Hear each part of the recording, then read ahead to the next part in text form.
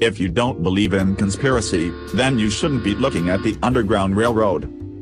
The New World Order. Auction and Negro sales. $100. 40 years of Negro men Tuskegee syphilis experiment. Moon posting a flag and playing golf.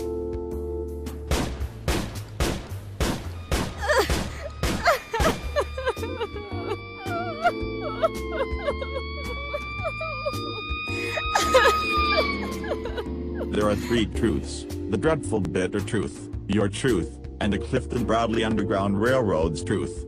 We as the media, mission, and duty is to make you aware of what's happening in our city, community. All aboard, come on up Clifton, and beat the drums.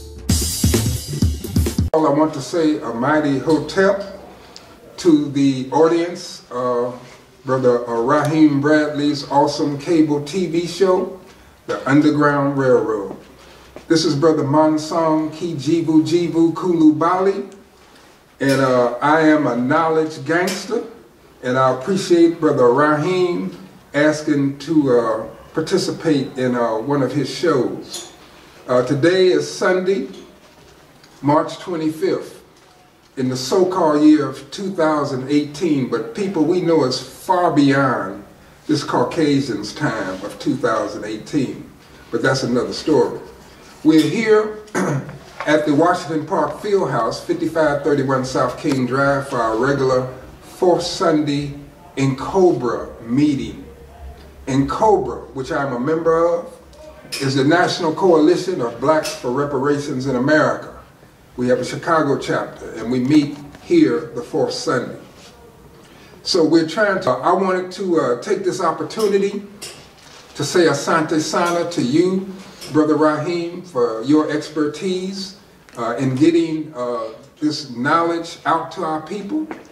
For as Dr. Karinga has contended, the battle is first for the hearts and minds of our people. For if we lose that battle, we can't hope to win any other. So I'm going to be dropping some knowledge via Kawaida philosophy, dropping knowledge via Garveyism, and a few others. And you know, before we get started, can you tell us some type of knowledge about Dr. Karinga? Because there's some people that may not have that knowledge. Yeah, sure. Well, Dr. Karinga represents our long line of activist scholars. This brother is basically from Pennsylvania, but he's been out on the West Coast creating positive action for decades. Dr. Karinga is an activist scholar. He has written several books: Introduction to Black Studies, the Husia, which deals with our ancient spiritual knowledge. He also has other books, Essays on Struggle. He also was a big important figure with the Million Man March back in 1995, and they published the mission statement for the Million Man March. He's done a lot of good things, and of course, out there on the West Coast, his organization, us black folks, as opposed to them, the others who wrecked and ruined our lives, the US organization was very instrumental in starting and continuing the cultural revolution that El Hajj Malik El Shabazz called for in the early 60s. And they had the African American Cultural Center out in Los Angeles, which I've been out there many times. You know, of course, in the early 80s, he sent for me and some others from around the country to participate in a month-long Leadership for Social Change, whole month-long training, which I was very appreciative of. And so Dr. Karinga also created Kwanzaa, and has done a lot of work. They're institution builders out there. But I want to use this time to share some insights into our reality. And of course, as Dr. King said, we got to get the language right. Malcolm X used to talk about that. We got to get the language right. Dr. Karinga has helped us do that with construction of Kawaida philosophy. Kawaida is an ongoing synthesis of the best of black nationalists, Pan-Africanists, and socialist thought and practice, and it seeks to delve into, do Sankofa into our African culture, because many of the solutions to our current problems are in that history and in those cultural practices. So Kawaida philosophy is a system of thought, just like Garveyism. And of course, today, not only is Cobra having its meeting, but down the street on 49th at the Sigma House, the Universal Negro Improvement Association, of which I'm a member, African Communities League, Unit number 429, Division 429, are having their Women's Day program later on this afternoon. Excuse me, what is the address for individuals that may be interested in joining that organization? Okay, Universal Negro Improvement Association, African Communities League, Division 429 meets at 4941 South King Drive at the Sigma House. In Chicago? Yeah, here in Chicago. Okay. And of course, in Cobra meets at 5531 King Drive on the fourth Sunday, which is today. Excuse me. Now, this gentleman, the most honorable Marcus Garvey, did us a great service in terms of the entire African world by putting together a bold vision, by putting together a nationalist and Pan-Africanist philosophy that has come to be known as Garveyism. Several books that his wife was able to help get produced. Philosophy and Opinions of Marcus Garvey, Book 1. Philosophy and Opinions of Marcus Garvey, Book 2. Dr. Tony Martin, activist scholar, put together the book Race First. And we also have more philosophy and opinions of the Honorable Marcus Garvey. And the brother was just deep. He understood that we have to have a coherent system of views and values, as Dr. Karinga says, that gives us as a people a moral, material, and therefore meaningful interpretation of life and struggle, demanding our allegiance and a corresponding social practice. So philosophy is very important. That's why I want to refer people to Marcus Garvey. Marcus Garvey said, "Up ye mighty race, you can accomplish what you will." He also gave us wise counsel in the 1920s when he said that the only argument that satisfies man, i.e. the white man, is power, physical, financial, and scientific. This brother was deep. And he just gave us all kind of information that would help stand us up as a people. And the mighty Universal Negro Improvement Association, African Communities League, is a grand example of what African people with a Pan-African consciousness can accomplish in this world. And in present day times, Garvey's organization and movement is alive and well. We have chapters all over this country and in other countries. So, also definitely look this brother up. Then, of course, you have the most honorable Elijah Muhammad, who comes a little after Garvey with the Nation of Islam, and we know what great work that the messenger did in terms of raising up our people here in the hills of North America. Nation of Islam has an African-centered Islam, which we're very appreciative of. And the messenger gave us wise counsel. He said that our unity would be like an atomic bomb. I mean, the brother was just deep. He said, do for self. And he even taught us how to eat to live. And then, of course, one of the great ones that he raised up, who also had great history, his family and his father and mom and them with the Garvey movement, was El Hajj Malik El Shabazz, Malcolm X, Omar Wally. And of course, Malcolm is very inspirational. Malcolm is very inspirational for us. And one of the quotes that I really liked of Malcolm, he said, of all studies, it is history that it can best reward our research. And Malcolm also said, we must recapture our African identity and heritage if we ever expect to break the bonds of white supremacy.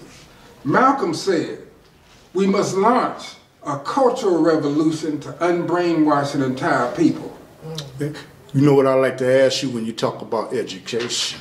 Yes, sir. There's an educational system in Chicago that's shutting down black schools. And can you expect your enemy to educate someone that will be competing against them efficiently? Well, the wrongdoers are going to do what the wrongdoers do. And so as Dr. Frances Cress Welsing says, we have to counter their moves, their white supremacist moves in the basic areas of culture. She identified as politics, economics, education, war, sex, entertainment, and a few other areas of culture. She says like we're on a chessboard, so we have to counter whatever moves the oppressor group makes. Now Dr. Carter G. Woodson, this gentleman, helped us a great deal by focusing on history. And he and his organization, the National Association of the Study of our history, carved out a special place and time for us to focus on our history in the early 20s. I think he did that in 1926. It was called Negro History Week.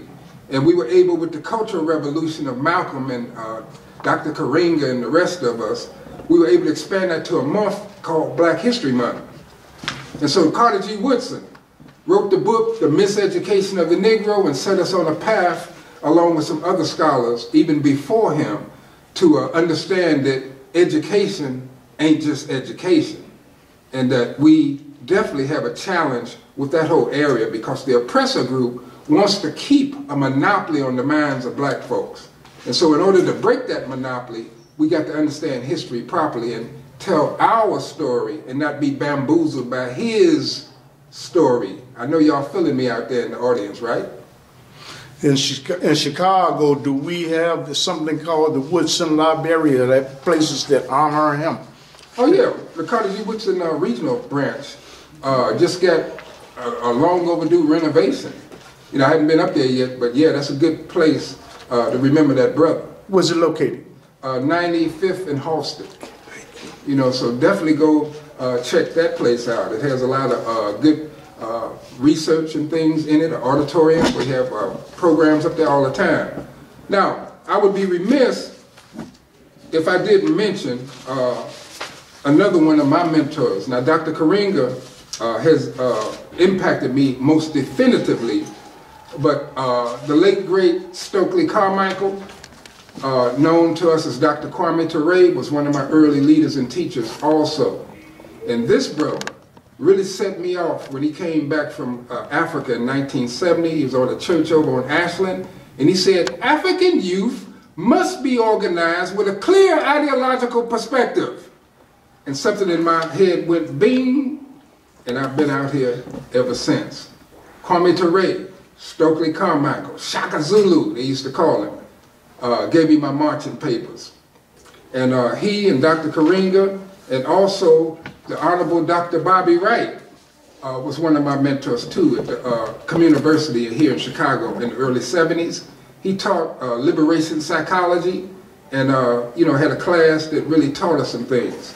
And then I was blessed, and many of us were blessed, to also learn at the Communiversity from this brother, Rua Sanyama Chiri from Zimbabwe. Now, of course, back in the 70s, it was Rhodesia, and the people were struggling to free up the land and get it back to being Zimbabwe and controlled by black folks. But this brother came to America and taught us about Kwame Nkrumah, Sekou Toure, all those continental African leaders, and he was a real Pan-Africanist. In fact, I named my first son after him, Marua. That means flower of resistance. And so our people must understand that there's more to our lives than what we've been forced into thinking and doing with our lives. Black folks, we have a collective problem. So we can't let the individualism that is pushed by the Caucasian in America in the capitalist system to throw us off. We need to aggregate our forces. We need to practice the Nguzo Saba. Those are the 7 principles of Kwanzaa that Dr. Karinga and the organization US researched and codified into a system of behavior. Umoja, unity. We need to strive for and maintain unity in the family, community, nation, and race. Kujichagulia, self-determination. to define ourselves, name ourselves, speak for ourselves, rather than having those things done for us by others. Ujima, collective work and responsibility, to make our brothers and sisters' problems our problems and solve them together. Then there is Ujamaa, cooperative economics, to build our own businesses, shops and other businesses together and profit from them together. Then, of course, the principle Nia, or purpose, to make our collective vocation the building and developing of our community, restoring our people to their traditional greatness. Then you have Kuumba, creativity, that we should do always as much as we can in the way we can to make our community more beautiful and beneficial than when we came into it. Excuse me. And then finally, Imani, faith, to believe with all our hearts, and our parents, our teachers, our leaders, our people, in the righteousness and victory of our historic struggle for freedom from want, toil, and domination at the hands of others. All of this is Kawaida philosophy that I'm spitting. And you can definitely contact the US organization out in Los Angeles, www.organizationus.org, or you can go to www.maulanakaranga.org. He writes articles regularly for the Los Angeles Sentinel newspaper, very mind-expanding articles, and that's one way you can be in touch with them. So we have a slew of people, both men and women, and with this being what we call March, we don't refer to it as Women's History Month. The organization US projects it as Black History Month Part 2, where we focus on our women. So this sister, the Honorable Nina Simone, I actually had a chance to meet this lady at a protest rally down in Cairo, Illinois back in 1969. I was 18 years old. I was a Luke Junior College student, and we went down with the Black Student Union. The Honorable James L. Satterfield was the student leader at that time, and we took a bus down there, and I remember they had a machine gun on top of the police building. Them crackers down there were crazy. And I remember meeting Nina Simone. She came all the way and would join the protests, and she was awesome. Then you have, we must remember this lady, the Honorable Fannie Lou Hamer of Mississippi. She said, I'm sick and tired of being sick and tired. And she said, we should always remember where we came from. And, remember the bridges that brought us over. You know, it's a deep sister here. Then we have another sister directly tied to reparations, the Honorable Queen Mother Moore out of New York.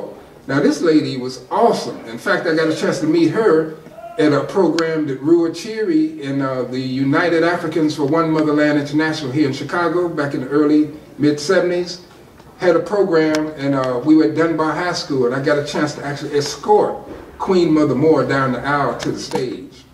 And this lady was into reparations, and you know, we owe her a special debt of gratitude for all that work. We have many heroes and sheroes in the struggle. Dr. Betty Shabazz, Shirley Chisholm, Asada Shakur, who's still with us. We got all kind of great women. It is said that our women hold up half our sky, so we must treat them properly. You hear that, brothers? And sisters, we need strong sisterhoods. Don't be calling each other these bad names. You know, I substitute in the high school, so I'm around the young people a lot. And I'll be trying to check and challenge them and urge them to kind of, you know, elevate their consciousness and their behavior, because we got to get away from all this popular culture. See, Dr. Karinga has identified popular culture versus national culture. And he definitely says that the battle is first for the hearts and minds of our people. For we lose that battle, Brother Raheem, we can't hope to win any other. So the cultural revolution urges us to overturn weakness, you know, bust out of this colonial mentality that we have. That's what culture does, cultural revolution. We got to practice our values and not just be misdirected by the values of individualism, material acquisitiveness, and all that stuff that the Caucasian pushes. Excuse me, so the political system as it stands is not going to get the masses out of the situation that we're in, would you say? Well, our politics can't be the same as their politics, you see. And that's what Bobby Wright told us. He said, we can't deal with their definitions to free us. We have to have the self-determination to speak our own special cultural truth. And so our politics goes far beyond just the electoral system. There's some things we have to do with our vote, but we must do the economics also, as Minister Farrakhan said. He said, politics without economics is symbol without substance. You know, so we have to understand that we have a lot of things we got to do. Our struggle is a cultural struggle. We're battling on many different fronts in terms of culture. Politics, economics, education, you know, our family life and how we structure ourselves and our relationships with one another, our spirituality. We got to bust up out of that colonial, because you know the white man colonized religion. You know, he didn't leave religion alone, so we got to be very careful with how we deal with that. So we have to build black power, and we have to build it using a cultural focus. You know, are we doing pretty good? We're doing great. And I've done, you know, some cable TV shows, and y'all might have seen me before doing some things with the cable TV. And how can they get in contact with you when you can get on some more cable shows? What's your number and your email address? Well, you can reach me at 773-624-4453. I'm a culture worker, a knowledge gangster, and I would be remiss in my duty if I didn't show y'all a picture of one of the, actually, all of these people are knowledge gangsters, but I got this one photo that I want to show, if I can, oh yeah. We must always remember this man, Dr. Khalid Abdul Muhammad. He was one of the original knowledge gangsters.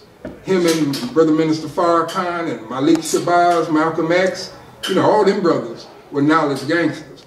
And we just have a slew of people, both men and women, who are knowledge gangsters and who are trying to educate our people the right way.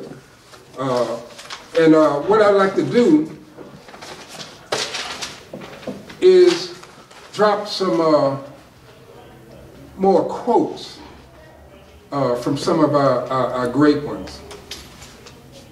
And Kwame Nkrumah, when he was trying to unite Africa, see, when he got Ghana free, he wasn't satisfied with that. He said that the liberation of Ghana is meaningless unless it's hooked up with the total liberation and unification of Africa. So he wasn't just concerned with Ghana, that whole African continent, and that's what Pan-Africanism deals with. Pan, P-A-N, means all Africans. The 100 million in Brazil, the 60 million here in America, the African populations in other countries, and also on that continent. We 1 billion strong, y'all, but we got to understand who we really are. We can't let the little micro-nationalisms undo us, you know. We have to understand that we have to unite that continent. And of course, Nkrumah defined Pan-Africanism as the total liberation and unification of Mother Africa under all African socialist government. He said that capitalism is too complicated for Africa. Plus, it's exploitative. Capitalism is cold-blooded, y'all. Profit by any means necessary doesn't bode well for the masses of the people. And of course, Nkrumah talked about neo-colonialism and how we got to watch out for that. You know, in fact, we have Dr. Chinwezu Ibekwe, who wrote the book, The West and the Rest of Us. And he's a real sharp brother on the continent in terms of activist scholarship. So we are still continuing our historic struggle to be free, proud, and productive like we used to be a long time ago. And so the fight for reparations is an important one. A crime was committed, a crime against humanity, no question. And we are long overdue repair resources in terms of African people worldwide. So we have some structural capacity. You have the CARICOM group in the Caribbean that's pushing for reparations from England and all them countries that, you know, did them wrong. We have a similar organization that Dr. Ron Daniels and IBW is, you know, put together, and COBRA and other reparation forces in this country sit on that council. And again, we have chapters in different cities. The Honorable Dorothy Tillman did great work. Of course, Dr. Claude Anderson, and we have other forces out here. So our people must understand that the fight for reparations is not, we're not asking for a handout. A crime was committed. And we are overdue in terms of repair. And our definition of reparations, y'all might want to write this down. In COBRA, which is an authoritative source on reparations, says that reparations is first and foremost a process of repairing, healing, and restoring a people damaged or injured due to their group identity and in violation of their fundamental human rights by governments, corporations, institutions, families like those slave-holding plantation families, and also individuals like John Burge, tortured, you know, the black people. Reparations is due from all of those forces, negative forces. And so it's not just money payments, that's part of it. We need psychological services in terms of what was done to us. You know, so it's a lot of things with a reparation package. Okay. Got any finishing words you would like to say? Yeah, just that our people must understand that, you know, we can win. You know, we can win this ongoing historic struggle because truth is on our side. And we must kick to the curb all negative forces. We have a just struggle. Kwame Ture said, organize, organize, organize. He said that oppression and resistance to oppression will always be. Asante Sana, thank you very much for listening to me. And you know what, can you give your contact information one more time? Okay, you can reach me, Brother Manson. In fact, you can go to YouTube and, you know, check me out. Go to YouTube and put in my last name, Kulubally Speaks. Could you spell that? K-U-L-U-B-A-L-L-Y. Kulubally Speaks. You'll get me for an hour. In fact, the great Mark Sims hooked that interview up at the Black Star Project back in 2010. And it's a wealth of information, you know, that I'm dropping in that video. 773-624-4453. And Brother Raheem, you're an awesome brother, man. Praise to God. Asante Sana. Right on. All right, I want to thank you for accepting to be a guest on Underground Railroad television show. We come on every Saturday night at 10:30, and this will be on YouTube. Thank you. Okay, Asante. Right on.